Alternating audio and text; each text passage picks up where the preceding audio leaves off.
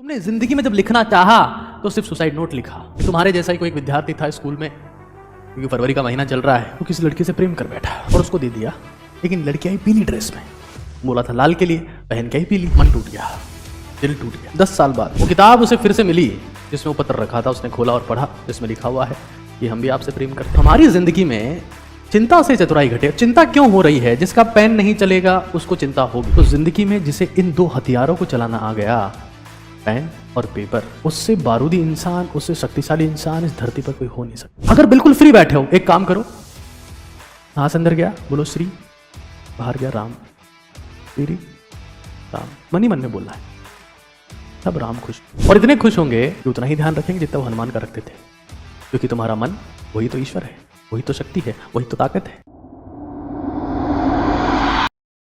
चिंता से चतुराई घटे, दुख से घटे शरीर, लोभ करे सो धन घटे, कह गए दास कबीर। फिर चिंता की बात आ रही। आज मैं देख रहा हूं कि भारत का युवा सुसाइड नोट्स लिख रहा है, सुसाइड नोट्स लिख रहा है कि मैं इसलिए जा रहा हूं, अब मेरी हिम्मत नहीं है। अरे तुम अगर, क्योंकि तुम्हारा थिंकिंग पैटर्न सेट नहीं हो पाया। तुमने जिंदगी में जब लिखना चाहा तो सिर्फ सुसाइड नोट लिखा। तुम्हें कुछ आइडिया लिखना चाहिए, मैं कैसे बेहतर कर सकता हूं। आज लिखो, अपने लिए आज लिखो, मैं अपनी जिंदगी को बेहतर कैसे कर सकता हूं, 10 आइडियाज। तो तुम लिखने पे आते हो तो क्या लिखते हो? या तो प्रेम पत्र लिखते हो। एक बार क्या हुआ, एक कहानी सुनाता हूं कि तुम्हारे जैसा ही कोई एक विद्यार्थी था स्कूल में, क्योंकि फरवरी का महीना चल रहा है, वो किसी लड़की से प्रेम कर बैठा। लड़की को उसने पत्र लिख के दिया। अब भारत का युवा जब लिखता है तो प्रेम पत्र लिखता है या सुसाइड नोट लिखता है कि मैं तुमसे प्रेम करता हूं और अगर तुम मुझसे प्रेम करती हो तो लाल ड्रेस पहन के। लड़के ने पत्र रख लिया, घर जाके पढ़ा तो उसमें सब लिखा हुआ। अगले दिन लड़की एक पत्र लेके आई और उसको दे दिया। लेकिन लड़की आई पीली ड्रेस में, बोला था लाल के लिए, पहन के आई पीली। मन टूट गया, दिल टूट गया, हताशा हो गई। कहा था लाल ड्रेस पहन के आना, पहन के पीली आई है।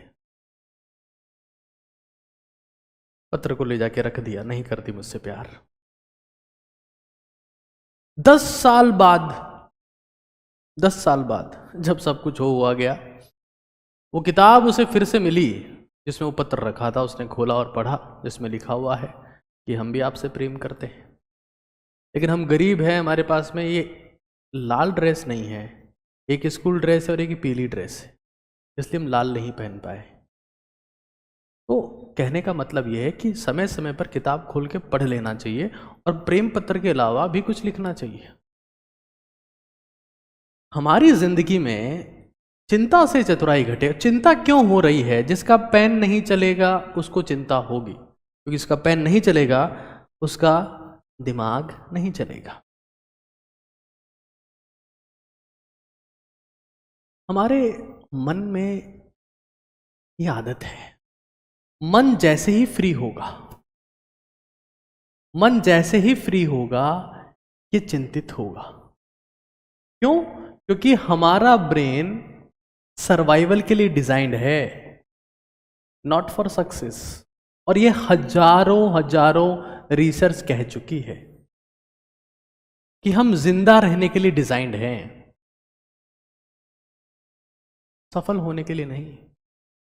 जिंदा रहने के लिए, क्योंकि हम लोग जंगल में रहते थे पहले, वह हमारा शिकार करने वाले भी कई होते हैं, हमें खाना मिलेगा कि नहीं मिलेगा इसकी चिंता भी वहां रहती है, चिंता वहां होती है। जंगल में जिंदा रहने के लिए चिंता की जरूरत थी। लेकिन आज जब तुम 20 मंजिल ऊपर के फ्लैट में रहते हो तो वहां कौन सा शेर पहुंचेगा? वहां चिंतन की जरूरत है। और चिंतन चिंतन पेन और पेपर के इस्तेमाल के बिना नहीं हो सकता। आज जब तुम ये सेशन देख रहे हो, जितने भारत के युवा, भारत के, क्योंकि मैं देखता हूँ आजकल तो 60 70 80 साल के लोग भी मेरे सेशन देख रहे हैं, वो भी कहते हैं कि हमें युवापन, अंदर एक अलग एहसास, एनर्जी महसूस हो रही है। पेन और पेपर पे लिखे बैठ जाओ। धरती के सबसे बड़े हथियार हैं ये।